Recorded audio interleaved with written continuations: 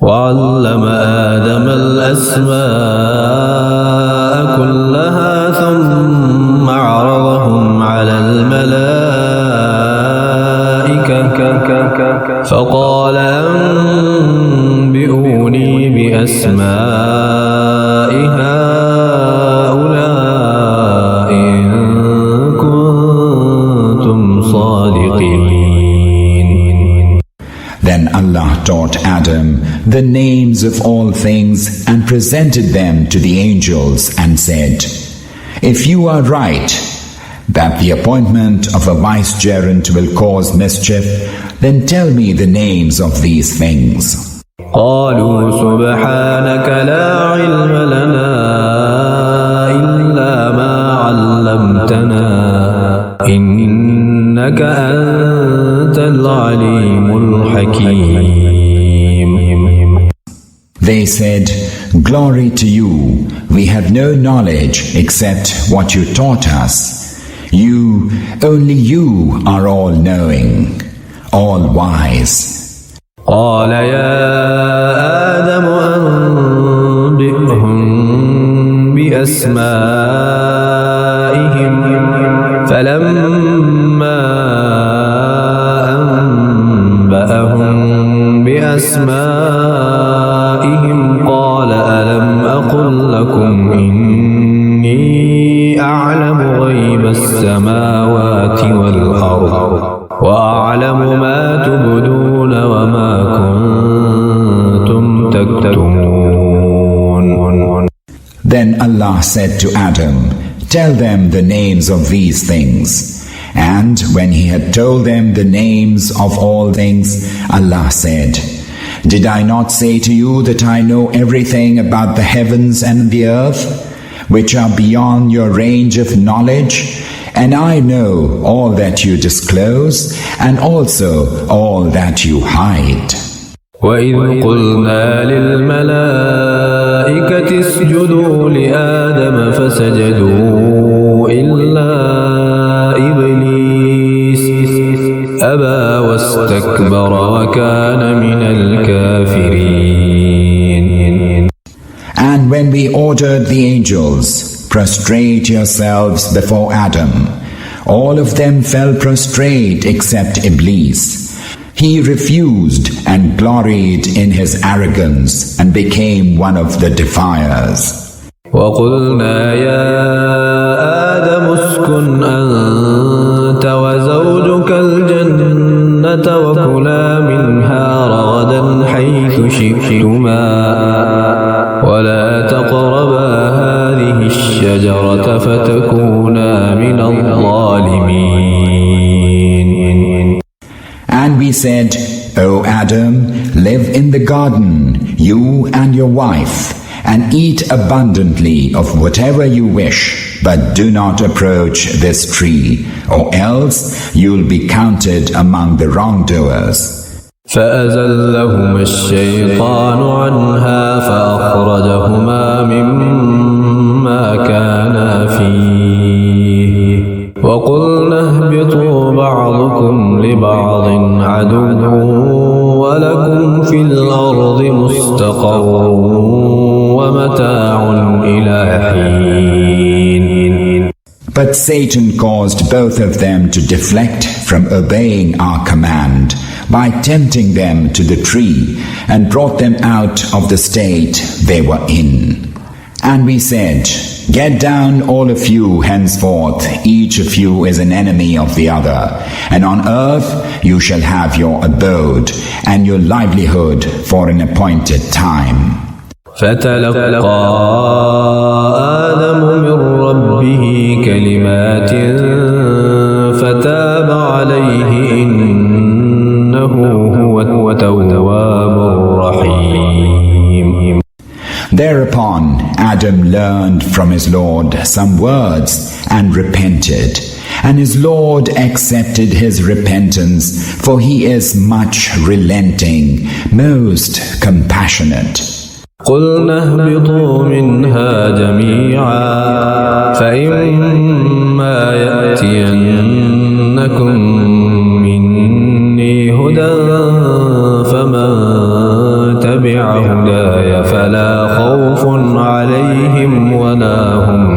يحزنون. We said, "Get you down from here, all of you, and guidance shall come to you from me.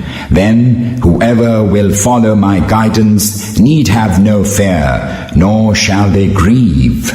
والذين كفروا وكذبوا بآياتنا أولئك أصحاب النار هم فيها خالدون. But those who refuse to accept this guidance and reject our signs as false are destined for the fire, where they shall abide forever. يا بني إسرائيل اذكروا نعمتي التي أنعمت عليكم وأوفوا بعهدي أوف بعهدكم وإياي فارهبون. Children of Israel, recall my favor which I had bestowed on you, and fulfill your covenant with me, and I shall fulfill my covenant with you, and fear me alone. وآمنوا بما أنزلت مصدقا لما معكم ولا تكونوا أول كافر به ولا تشتروا بآياتي ثمنا قليلا وإياي فاتقون. And believe in the book which I have revealed, and which confirms the scripture you already have, and be not foremost among its deniers. Do not sell my signs for a trifling gain, and beware of my wrath. ولا تلبسوا الحق بالباطل وتكتموا الحق وأنتم تعلمون. Do not confound truth by overlaying it with falsehood, nor knowingly conceal the truth. وأقيموا الصلاة وآتوا الزكاة واركعوا مع الراكعين. Establish prayer and dispense zakah, the purifying alms, and bow in worship with those who bow. أتأمرون الناس بالبر وتنسون أنفسكم وأنتم تتلون الكتاب أفلا تعقلون. Do you enjoin righteousness on people and forget your own selves, even though you recite the scripture? Have you no sense? واستعينوا بالصبر والصلاة وإنها لكبيرة إلا على الخاشعين. And resort to patience and prayer for help. Truly, prayer is burdensome for all except the devout. الذين يظنون أنهم ملاقو ربهم وأنهم إليه راجعون. Who realize that ultimately they will have to meet their Lord, and that to Him they are destined to return. يا بني إسرائيل اذكروا نعمتي التي أنعمت عليكم وأني فضلتكم على العالمين. Children of Israel, recall my favor which I bestowed upon you, exalting you above all nations. واتقوا يوما لا تجزي نفس عن نفس شيئا ولا يقبل منها شفاعة ولا يؤخذ منها عدل ولا هم ينصرون. Fear the day when no one shall avail another, when no intercession will be accepted, when no one will be ransomed, and no criminal will receive any help. وإذ نجيناكم من آل فرعون يسومونكم سوء العذاب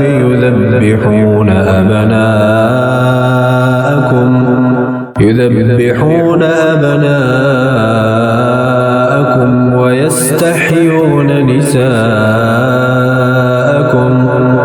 وفي ذلكم بلاء من ربكم عظيم. And recall when we rescued you from the slavery of Pharaoh's people, who had afflicted you with dreadful suffering, slaying your males and sparing your females. That was a tremendous trial for you from your Lord. وَإِذْ فَرَقْنَا بِكُمُ الْبَحْرَ فَأَنْجَيْنَاكُمْ وَأَغْرَقْنَا آلَ فِرْعَوْنَ وَأَنْتُمْ تَنْظُرُونَ.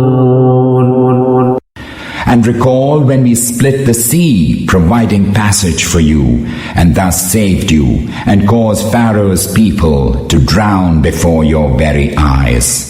وَإِذْ وَاعَدْنَا مُوسَىٰ 40 لَيْلَةً ثُمَّ اتَّخَذْتُمُ الْعِجْلَ مِن بَعْدِهِ وَأَنْتُمْ ظَالِمُونَ. And recall when we summoned Moses for a term of 40 nights. And then you set up the calf as your God in his absence. You indeed committed a grave wrong. ثم عفونا عنكم من بعد ذلك لعلكم تشكرون. Yet we pardoned you that you might be grateful. وَإِذْ آتَيْنَا مُوسَى الْكِتَابَ وَالْفُرْقَانَ لَعَلَّكُمْ تَهْتَدُونَ. And recall that while you were committing this wrong, we gave Moses the scripture and the criterion that you are guided to the right way.